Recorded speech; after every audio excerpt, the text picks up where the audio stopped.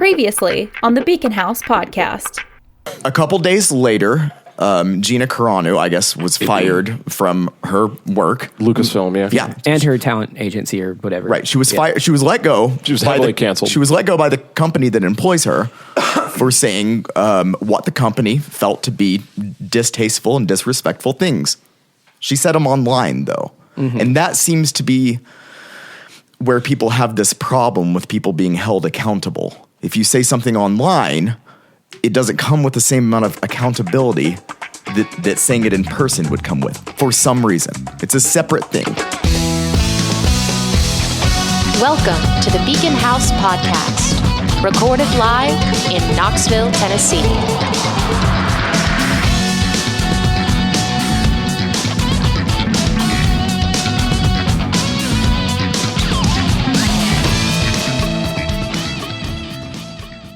As attached as we are as a species now to social media, where we're one in one with it. We're completely connected at all times. Mm-hmm. Like she's streaming something right now, standing in the corner, right? So we're always there. And then people, for some reason, are like, well, if you say it on social media, you're kind of forgiven. I think that's interesting that you bring that up, and I'm glad that you did too. And I hadn't really thought about it that way, but I'd say my initial inclination is it seems to be how archival. For instance, if we were just having a conversation out here by the water cooler, not that there's one, but lamppost, whatever, and I said some really, really insensitive shit, which I have done many times. Sure. And it was just went passing. You might drive home thinking, "Damn, man, Spence has some fucked up opinions." Yeah. Like I don't know about all that, but that would be it. It would go away. The conversation would literally evaporate into the ether. That's right. And that conversation between 5 or 6 people wouldn't be shared to hundreds of thousands of people. Yeah, I think now, even if it is conversational and not like sharing a post or sharing a meme or just typing something on Twitter that can be screenshot, whatever goes on social media can be, it's literally there. It's like it's etched in stone. It's a permanent archive. Permanent archive, and it can be obsessed over and over and over Can again. be. Can be picked shared. apart. It can be, out of context, everything can be aggressive. Most things can be xenophobic or racist, or if depending on how hard you want to look into a statement, the potential meaning behind it can become ugly. For instance, the Carano thing, the outrage everybody seemed to have over it is that you just aren't really supposed to compare things to the Holocaust. And I think that's fair. I think that is fair too. But at the same time, it's a double standard. I read the post, and she was kind of comparing my particular, and I'm a fan of hers. I will say that. So I can't see anything she does not through the lens of like, I actually respect her and I actually enjoy her social media because it is challenging. I don't think it's xenophobic. I don't think it's racist. I don't think it's anti-Semitic. I think it's very challenging, like the status quo. I think challenging is a great word. It challenges people to think for themselves, and it's very, very much, it very falls in line with me and a lot of the people I like Tulsi Gabbard and whatever. So I can't see it through the lens of somebody that's extremely sensitive and extremely Jewish and whatever. But to me, it looked like she was sort of posting something that was it kind of wanted to unify people. It was a rallying cry. And and was anti-divisiveness, which is kind of where I've always stood. And I was saddened by the fact that more people couldn't see it that way. Instead they just went, oh, she talked about the Holocaust. So I think the real, I guess if we're not lesson, but I think the thing we should be arguing about, having a conversation about when it comes to this tweet is not what she said and whether or not you agree with it or disagree with it, but there is an uproar about her production company and her management taking action when it comes to her employment based on something she said. Yeah, like because no matter what we think about the tweet, it happened. Right. Yeah. She's gone. Let me ask, as an employer, should I hold my employees to the same standards online that I hold them to in person? That's such a good question. And as an employer, so as a business owner or a branded person, okay? So a Gina Carano is a branded person, right? I think that's, real quick before you go any further, that's so important. Because if you're a branded person, everything you say and do affects other people in the company. Yeah. Like you're entitled to your own opinions, but you could potentially put someone out of a job with your activity on social You're media. absolutely entitled to your own opinion, but you're not suddenly excused from all accountability because you're screaming into the internet. And because you want to stand on a platform of Anything. free speech or whatever. Platform of anything. Anything. Platform of American is the best cheese. Platform of whatever. I will say, dude, I'm so glad you brought that up. I wanted to say something Hunter posted. We didn't even know what happened with Carano. And like one morning at like 8 a.m. or something, Hunter was just like... That was 3:42 in the morning. Yeah, Okay, my cat had woken me up for the day. Well, either way, Love you, Pippin. we didn't even know until we demon. read the text from Hunter about it, and he was mad about... But he also said something. He goes, look, I get it, but fucking read the room. Yep, that's right. And that stuck with me because... Yep. And I want to get into that too, Well, because go on. So there's a few different parts of that. I've spent a lot of time thinking about this, man, because I can tell because you speak very well, but like I'm I'm glad. suddenly not screamy. But I'm finally serious now. speaking with a purpose. News wore off. 60 milligrams of fluoxetine every morning fucking helps. Yay, OCD. This is already becoming one of my favorite podcasts. Oh, great. Happy to be here. Another section of this tweet fiasco and what this opens up and should open a conversation up about is a branded person or a business, right? I am a small business in Knoxville, Tennessee. I have one location. Arguably, my greatest reach to other people is going to be social media. If I am my business... or if my business is me, correct? So Central Depot is a different thing than Will Bolduc. But for a lot of people, their business is themselves. Gina Carano is Gina Carano. Right. So saying those two things and knowing that you can reach more people online via a tweet than you could standing outside of your house and shouting it, should you not use the platform that will reach the most people to reach the most people? So if you believe so strongly in something, if Gina Carano believes that right-wing people are being treated like Jewish people in Nazi Germany, whether or not you believe that, if she believes it, doesn't she have the right to say it online? And does anybody have any right to hold her? I'm trying to figure out how to phrase this exactly. She absolutely has the right to tweet it, but Yeah. she also has to understand the consequences. That's absolutely right. That was Everything the you read the say room point. online, you should be held accountable for. But I don't think. I guess I think what you're getting is it worthy of terminating someone's employment? No, I'm not. That's not where I'm getting at, because I think it absolutely is. I think what I'm getting at is that real life right here and social media are one and the same at this point. Yeah. That everything we say on social media, we've said, period. I mean, the human has said that. So absolutely you should be held accountable at the same rate that you would for saying, if I come into work and I scream some like potentially xenophobic or racist shit at some people at my bar, if I'm employed there, I would expect to be let go. That'd be fucking crazy. If you do the same thing online, you should expect to be let go. If you would expect to be let go at work, you know what? Does that make any sense? Can I posit a question? Yeah. Because I think I agree with you, but Okay. on the flip side of it, this was the big conundrum I had with the read the room. Because what I don't remember, but what it basically said was basically the gist of what you said, where I was like, I understand what she's saying. I don't like the way she said it, but I get the point. Also, you work at a Lucasfilm and Sure. you're in Hollywood, so maybe read the room or something Yeah. like that.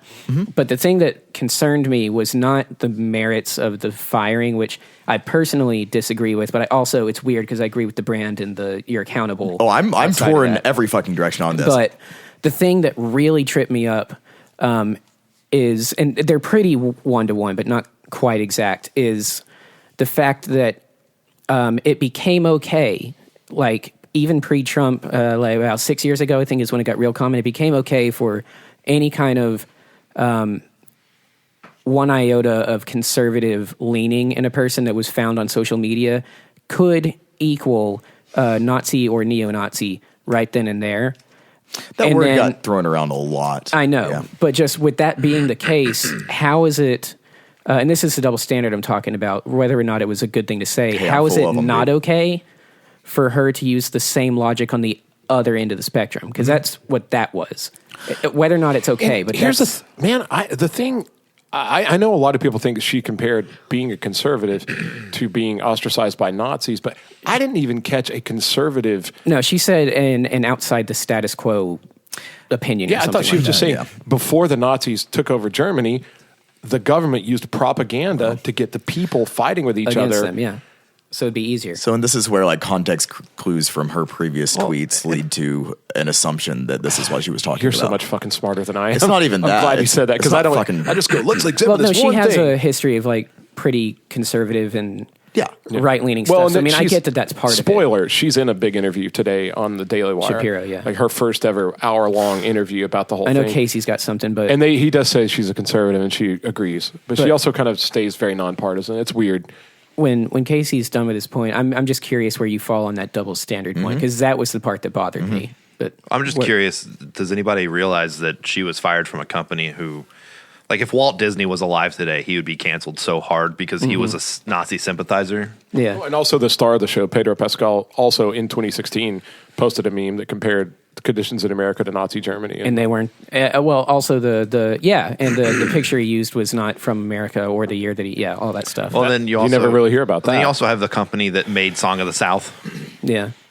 Go back and watch that. Yeah. Try not to feel uncomfortable. Also, the company that decided it was really boring for Luke Skywalker to be Paragon of Good. Right. But it's also the year 2021 now. Yeah. And Disney's not making- She's saying these things now. Yeah. Sure. Oh, She yeah. wasn't saying those things then. Right, you but I'm know? just saying if I Walt hear Disney you, was man. still alive, Huge like double he would standard. be. So I don't know. I where think do you fall then? what Casey's saying is like, at what point does your track record no longer matter, and at what point, like, anybody can be canceled now for something that they've done after 2006. But if you go back 40, 50 years when Disney was making these racist cartoons, So I think there's a lot of words being thrown around that we have to be careful about. Canceled being one of them, fired being the other. What happened to Gina Carano is she lost her job because she said something. That's at And the that end leads of me the to- day, that's what happened. The argument is, does her employer have the right to fire her based on something she said online? / do they have the right to fire her based on something she says in person? Right? And to try to hold those things, to try to make those things separate. If you say that you can be let go for saying something in person, but you can say the same thing online and not expected to be let go for it is absurd. Well, that's the part that you were talking about with being a brand. Your human right is that's not okay. But when you sign the contract to be with those companies, you yourself become a brand. That's even if right. you weren't beforehand. And that- So you are a cog in their machine. So right. that makes you accountable. On that that leads level. me to these two questions. I had a question. Do you guys feel, and I tend to sympathize on her side because I'm a big proponent of free speech and anti-censorship, but Yeah. do you feel like she maybe let her fans down by being so incendiary on her social media? Roughly half of them. Like, here's the thing, man. I was a big fan of The Mandalorian. 55%. I liked watching it with her on it. I paid for a Disney subscription so I could see her kick ass every week. And I Carl like Weathers, yeah. Baby Yoda and all this stuff. But she was one of my favorite things about that show. Same. I don't get to have that I know this sounds super selfish and super entitled. I don't mean it to, but I do pay for this. So now I either have to cancel it because I don't really want to see it that way anymore. But basically, this something that was a big deal to me, and she kind of ruined it. Even though I'm on her side, do you guys feel like she was irresponsible with her fan base, and the fan base of the show by even though she has the right to free speech, exercising it to the point where she allowed this thing to just topple down? She basically allowed the show to be destroyed because of her opinions. At some point, do you feel like if you've got a fan base, you should go, you know what, man, I'm going to handle my personal business and my emotional political business elsewhere because the people deserve the product? Or Yeah, and then there's a big issue that I'm having right now regarding being a business owner and also having social media. I share things as on my private page, Right. regarding politics, regarding things that I believe in, things I don't believe in, things that I think are right, not right. At what point should I stop sharing those in fear of making certain customers feel ostracized. Yeah, like at what point is somebody going to almost walk into your bar and That's go, right. you know what, man, I saw that thing he posted on Facebook. And I want to go to a different bar. Like at what point does that's the scary thing to Right, me. it is scary. And also, what is important enough, and this is a real question. Again, a lot of these questions are like hypothetical and kind of like devil's advocate questions, right? But what is important enough to you to justify potentially losing customers, right? So, or making somebody feel ostracized that's just has a different opinion from that's you. right. Like if we That's all right. still want to, especially at your bar, we all want to be at the same table, literally. And why on earth can we suddenly not disagree on something and then still be in the same fucking room?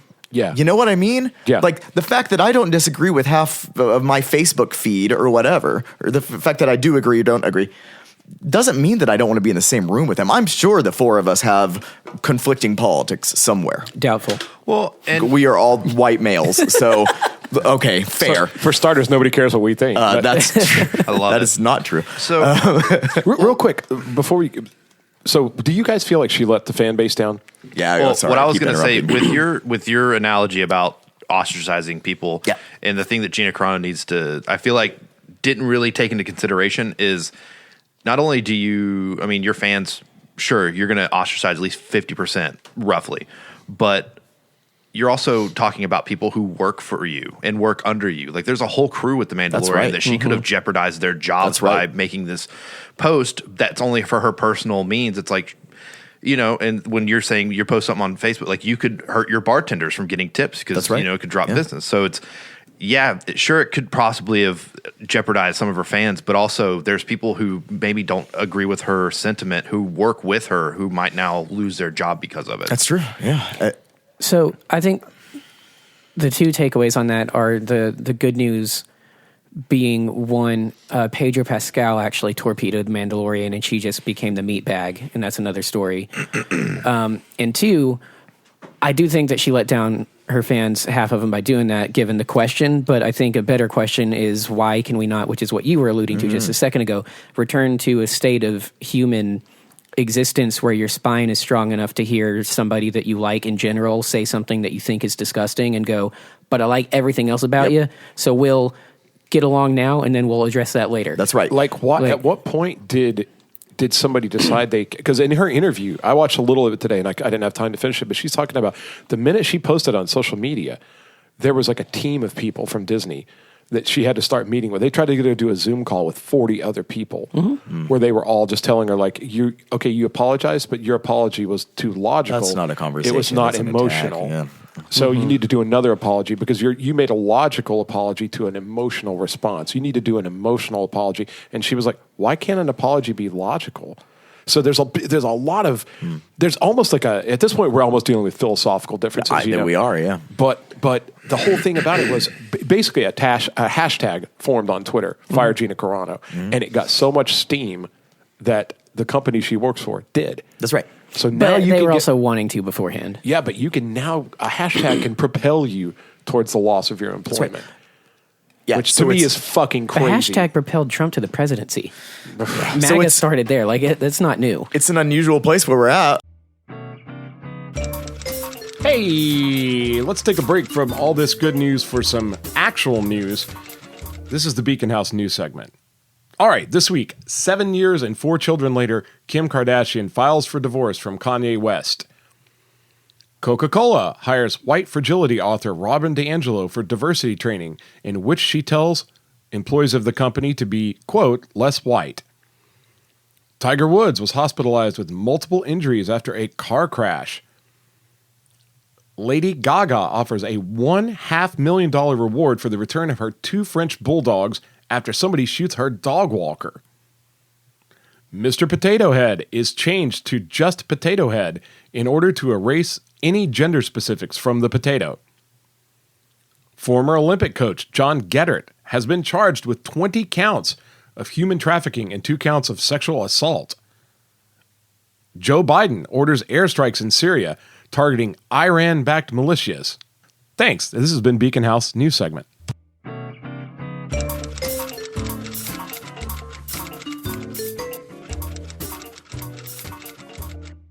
Highly. Do you guys feel like cancel culture is censorship? Yes, it is. Yeah, and I hate it. But it's here. We got to figure out how to read the work room. with it, live with it. Yeah. Until we can get rid of it. And then, we can go back to the sentiment of this podcast from, 100 episodes ago. Mind your own fucking business. Mm-hmm. Man, like I think Will brought up the one thing about this, the one comment about this that I didn't really anticipate was something you said. I think is that our social media almost now is analogous to our personal. No, it absolutely is. Like if you go on Facebook and go blah blah blah blah blah, fucking these people suck or homeless people suck or whatever like that.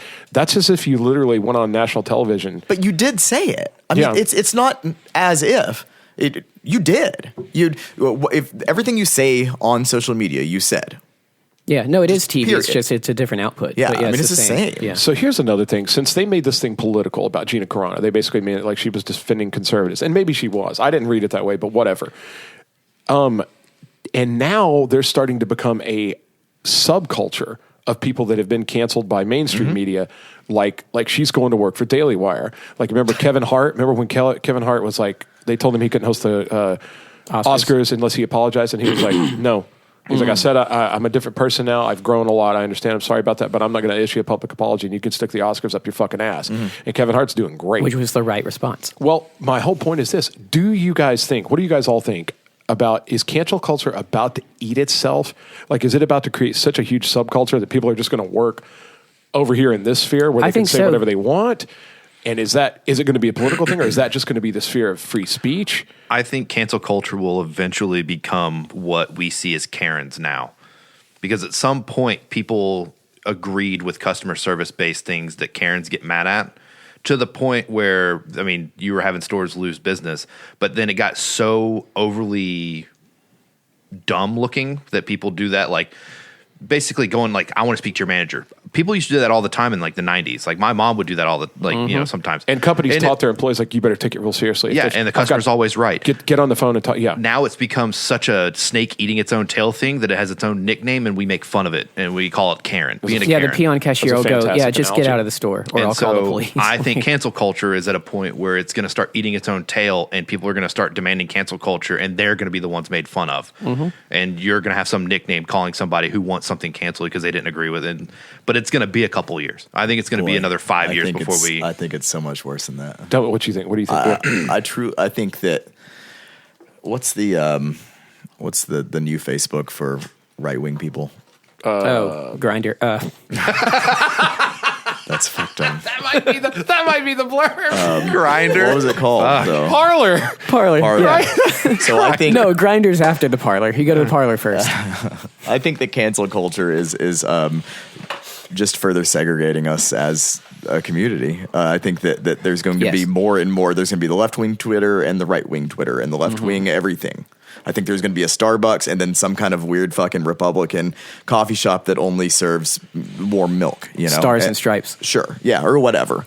Grinder. I think that truly, I think there's just going to be Coffee company. more Grinder. going- Get it? I mean, to be fair, conservatives do like blowing each other. So No, that's just for entry. Man, a lot of people love blowing each other. know, You that's know what I true. mean? Has anyone heard us on this podcast? True. I think it'll get Stroking that ego. more and more separated, man. I think that's all we're leading to. I don't Which think is- feel the What- same way. I feel like it's just going to create two huge cultures that are.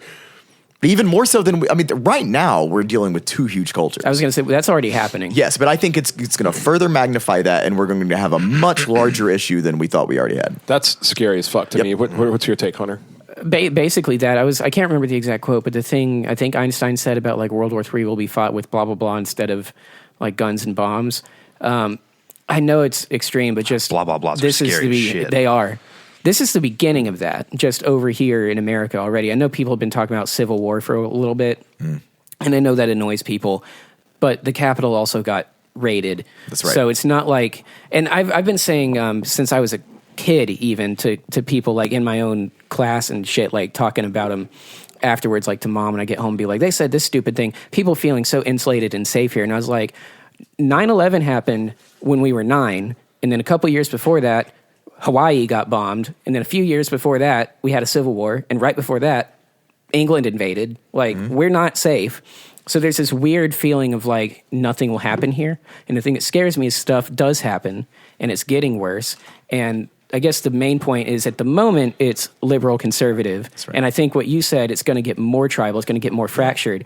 But there's already a social, and I don't think it's fought by just people in the streets, but the media has it so people think it's being fought. Yeah. So there's this air of like pseudo McCarthyist social I was going to say civil war McCarthyism. A lot of people is are screaming. happening. Yeah, and you said liberal conservative, but it's not even that. It's like extreme liberal and extreme conservative. Well, right, but that's Yeah. not how it's represented. Is I hear you. Yeah, yeah. I personally Agreed, think though. this whole cancel culture, liberal conservative thing is all. I think the majority of it is some sort of what's the word? conformity. Conformist. Like conformists. Like the only reason the majority of people are doing it is because other people that they see popular are doing A lot it. of And things the have moment it been- becomes not popular anymore, they're going to fall off it. I remember somebody, again, a mutual friend of ours, Matt Ross, who has a lot of inflammatory opinions. He's got some opinions. Admittedly. But I remember he was talking about something one time where everybody was just like dogpiling on a subject for whatever. And he goes, a lot of those people really don't believe that stuff. They're just hanging around the campfire trying to get laid. And I know that's a crude way to put Actually it. know somebody who doesn't. Yeah. We know somebody who is a big leftist liberal because he just wants to get laid. Yeah. Well, here's the thing. I'll tell you If what. you're listening, fuck you. He's not wrong. I got two thoughts. You know who you are. I got two more thoughts on this, and then I'd like to hear what you guys think about this. But after this, I'm pretty much out of opinions on the whole thing. But one, here's one of the things that terrifies me so much about all this divisiveness and all the Twitterverse and the Twitter mob, that goes after anybody. There's so much ego in it. Like anytime that it's just okay to be that, like you said, at what point can we just not disagree and still be at the same table? Yep. There's so much ego in being just incredibly offended by everything. Like everything that happens to just go on like a huge internet tirade over it. Like something about that ceases to be brave and starts to become very egocentric, and I think that's super dangerous. It's absolutely the opposite of any type of an intellectual discourse at all, and it's totally emotional, and it's bad. But my second thing I think is, as far as the cancel culture and where it's going to go, what's going to happen with it, sadly, I think it's still money motivated. Somewhere it comes down to $1. Somebody fired Gina Carano, not because they care if anybody's offended. They're worried that somebody's not going to spend money with them. That's correct. And here's the thing, if it costs them more money than they save by firing her, like if enough people cancel the subscription or whatever, like right now I'm pretty sure Disney and Lucasfilm are just hoping to ride this out. Yeah. Hoping to ride it out, hoping It's people not forget. working. They're going to We can debut talk 2 or about 3 new later. shows. Yeah. They're going to do this. They're going to boom, bring out The Mandalorian. They're going to dial up the amount of Baby Yoda in it. And they're just going to hope everybody forgets And they about will. her. They'll be fine. They probably will be That will. fine in the long Yeah. run. No doubt. But if I believe that and I'm not encouraging anybody to do anything, but if enough people were to cancel the subscription, demand a refund, call them and say, this is why I'm canceling your treatment of this actor, and blah, blah, blah, blah, blah, and whatever. I think at some point, cancel culture would double back on itself, and they would go, if it costs them money, I feel like executives are just trying not to lose money. They don't care about anybody's feelings.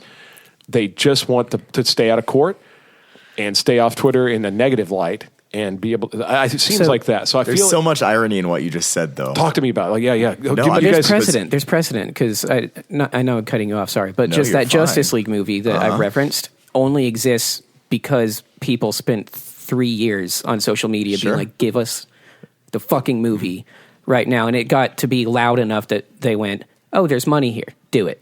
So whether or not people are going to do that, because I agree with you, they're going to put more Baby Yoda in, and everyone would go, "Yay!" But it's money motivated for sure. I don't. And maybe you realize that it was this comparable what you just suggested regarding canceling your subscriptions, but the idea of everybody canceling their Disney subscription to fight the fact that that one of the biggest stars was just canceled by social media is. It also doesn't help that The Mandalorian season 2 ending, you can easily write off any character that was in there and just be like, they just went off and did their own thing. They're not coming back. Like, there's no hard cut on that character where they're going to be dearly missed. Yeah, admittedly, I know nothing about the show or her position in the show. I don't know if she was a main character or a side character, if she was in, or if she played Baby Yoda, for fuck's sake. I have no idea. I mean, really, I don't know. That's how they'll sneak her back in. It's a good thing. All I'm saying is it's a good thing he doesn't have a Twitter account. Baby Yoda? Man, he's so racist. So tell him what he would say. He hates anybody who's not green. That Dude, fuck. I know. Yeah. Well, Yeah. it's tricky, man. To be fair, the executives hate anything that's not green too. Sorry, I was reaching on that one. Within the same couple days that I reached out to you about, hey man, like there's some shit that I think we should discuss about this.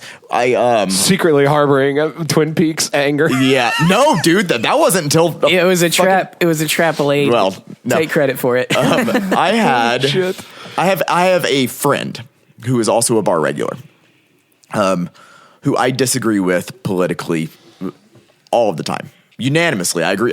We disagree constantly. 100% of the time. Yeah. Yep. And we make jokes about it because we're human beings who can still communicate and still hang out. I like him. He's a good dude to me. He's a good dude to most people that I see. He's got some fucked up views, right? Why is it so strange that we're able to hang out? Like, because I tell people this and they're like, well, why do you hang out with him? Where does that question come from? What do you mean? Why do I hang out with them? Where do we start drawing these lines where we're not supposed to hang out with people we disagree with? Right? That's such an important question. Well, I have a question for you to that. Sure. Why does it matter? Like if people ask you, they're like, why do you hang out with that guy? It's like, it doesn't matter. Why does your opinion of me who I hang out with matter to you? I would argue that it doesn't, but it seems to a lot of people. Well, no, but that's, I mean, I just really feel like people aren't minding their own business enough. Mm-hmm. That's one very simplified way to put it, I think. And I think that it all does boil down to that, right? Yeah. Just mind your own business. If it doesn't directly affect you, don't worry about it. But that's dangerous too, because then that allows a lot of hate speech and a lot of ideas out there that shouldn't be floating around, right? I've never and will never be affected by racism. But that doesn't mean it doesn't fucking exist, and doesn't mean that it shouldn't. And it doesn't mean that it should. I'm sorry. Yeah, and racism should not exist. You're right. Throw that out. Definitely not racist. It should not exist, and it also doesn't mean that you have to mind your own business about racism. That's right. I think it's okay to be outspoken against racism. That's right. But also, can you like a racist person? 100%. Sure. 100%. Yep. You can like them on the grounds of their personality, their interaction, and you can hope that maybe you can influence them. That's right. Or not. Or accept the fact that they're uninfluenceable, and that's fine. That hey, my friend so-and-so is also racist, and I hate that about him. Yeah. But boy, we have fun shooting guns together, or whatever the fuck it is. Sure. You know what I mean? That seems synonymous. Racist shooting guns. Well, that's why I use that example. But I enjoy lighting tiki torches with this guy. I have fun shooting guns at each other. Well, the same person that I'm talking about also approached me with. We got into a pretty heated conversation one night, which happens. And they're good for you. That's right. They absolutely are. There's some about if you can handle yourself, if you can walk away as friends, they're good for you because it moves us all forward. That's right. He brought up the fact that me being so outspoken on social media is leading to certain people that he knows of not coming into my bar. And I ask, why the fuck not? Right? Like, why wouldn't you approach somebody and be like, hey man, why do you think, like, why come talk to me? Let's have these conversations. This fucking country was built in bars and taverns. You know what I mean? Like, and the idea that we shouldn't talk about politics suddenly in a bar or really any businesses is absurd. Well, that's where we should be having these conversations. We are seeing the result of a generation and a half to two generations that were raised emotionally neutered and coddled. Mm-hmm. And I think it stems from that, and because of that, not knowing how to face any kind of challenge is something as small as a social disagreement. So they instead cultivate, my favorite term on this podcast these days, an echo chamber, because they're only built up by people that agree with them, and because those people are so nice to their face and only talk shit about them behind their back where they can't see it or hear it, then they're worth having around. And the problem with that is bumps that to take. Doesn't resemble the real world at all. It doesn't. But it does if it's the world that you cultivate. They're living their truth. Don't forget. I hate you. God, that's my cultivated truth. I hate. Grew up out of my dick. That was. You just you liked it. No, it was truly just vomit though. It was weird. It was this odd reaction that I had. Jesus Christ! It burned so badly. Well, I will see you guys 2024 on Grindr for my presidential election. No shit. Well, and that's terrifying. Can we be done with the idea of a president? Can we just be done with that now? No, I got to run. Okay. Can I? All right. Hunter, diabetics can't run for president. Oh, Hey, you're right. So on a related note, this whole thing hasn't my goal hasn't been to plug a thing, but I'm going to Get it. because I want everybody out there to please follow Central Depot on social media, because we are going to start hosting a monthly roundtable type setting, a discussion forum for these kinds of things. Yep, it's going to be called "Don't Talk About Politics." We're going to host some kind of politically active person once a month, bring them in, have a topic of discussion for that day, whether it be the homeless population, what we should do about that, how to approach it, the opioid epidemic, or just something as commonsensical as, hey, don't be racist. Right? These kinds of conversations need to happen. There's no reason they shouldn't happen in fucking bars and pubs. I argue that that's the best place to have them. Let's do it. Let's break that stigma of, don't talk about politics. Do you think you could get Glenn Jacobs in and then just have us come and finally get our fucking episode? If he wants to have a conversation, then yes. Great. Absolutely. That's up to old Kane, though. And let me ask this. Once you get this thing up and going and we get it on like a schedule or something like that, if we encounter a listener or somebody approaches us about that they have something they want to talk about and maybe this podcast isn't the correct platform, can we reach out to you and say, hey, we've got so-and-so from the local union or whatever. I will take suggestions on topics from everyone. But let's start by... it doesn't have to be topics that I think are important, because that then removes the fucking whole reason of this. I love that. So it's at Central Depot Knox. It will be, yeah. Oh, yeah. The social media is at Central Depot Knox. That's on Instagram and Facebook. They're kind of synonymous. Everything that I share on Instagram goes to Facebook, vice versa. Yep. I suggest following Instagram. It seems to be more efficient, more effective. I tell you, that might be a good, I mean, we may cut this out, but that might be a good thing. I've been wanting to get a group of people together for a while, and this would not be for the podcast because it's super nerdy, but like local builders and techs of like music stuff, like John Cooper, the amp guy, like the Blue Chip Picks guy that designs the crazy picks out of the nuclear semiconductors, but all guys that are local, like maybe some of the guys from the Crazy Effects Place, Hologram up there on Broadway, and maybe do like a little round table of stuff like that, like how did you get started, and what is your, and just talk to them about the gear, and like the sound and why, and you would be a perfect guy to host that, absolutely, because you have that background. But I don't think it would be necessarily for our listeners. I don't think it would be interesting to them. Weird stomp box with you all day. Yeah, like anything like that, or just like the guy, like I said, the guy that makes picks, the guy that makes amps, the guy whatever. I might talk about cables, like, but we could have kind of a thing. I think that would be fucking rad. Let's me and you talk about that. That would be the perfect setting to do it in, because everybody can have a beer and whatever, except you. And no, but I have plenty of non-alcoholic beers. That's the thing. Yeah. I want to experience some of those too, dude. It's great. I haven't drank in.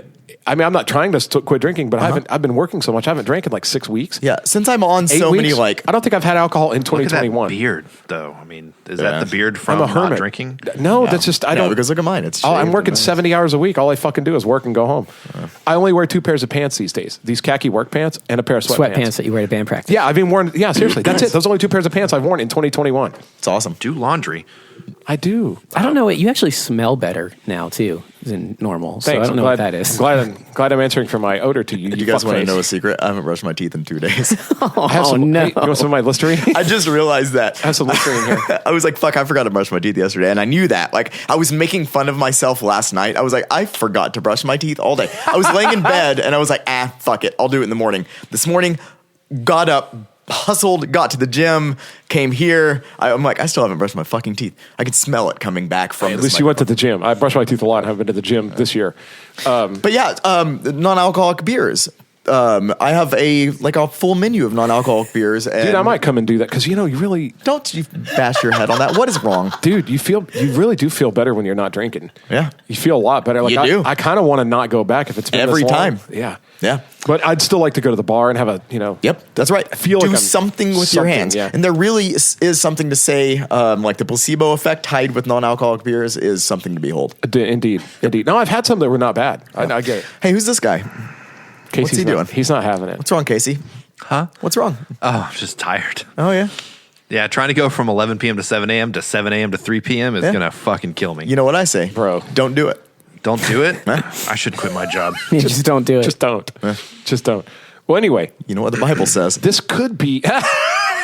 This could be. Don't do it. This might be a two-parter. And I definitely see this in a different light after talking to you about it. I really do. Like I was so married to the idea that people's social media was just kind of like it didn't matter. Like it wasn't a tangible thing. A lot of people are tied to that idea because I think we've just recently reached a point where it's one in the same that we are our social media accounts. Well, to be fair, there is no separation. It was sold to us that way when it first formed, like that it's just you and it's all fine. It's a microphone. Yeah. Oh, that it was sold as being your own the little water space. cooler and you're fine. As whose space? My space. That's Yeah. right. So yeah, I get it. Facebook's a different thing though. It's a different monster entirely now. Yeah. Twitter is very much about being like having a microphone. That's all it is. It's here's what I think about this in this many letters. Yeah. I think the new Run the Jewels song talks to that. Yeah. I sent you guys I haven't the heard lyrics any of their that. new stuff yet. Is it good? Oh yeah, They're so great. Run the Jewels 4 is Oh, my great. God. Walking in the Snow Run the Jewels. is the newest. Oh no, I've heard that. Yeah. Yeah. Okay. It's Do you been out guys- since COVID started. Do you guys think Did it it's start COVID? Maybe. Jesus Christ, Run the Jewels. Yeah, dude, it's so sick. Oh my God. Run the Jewels is straight up a respiratory infection. How sick is it? Oh my.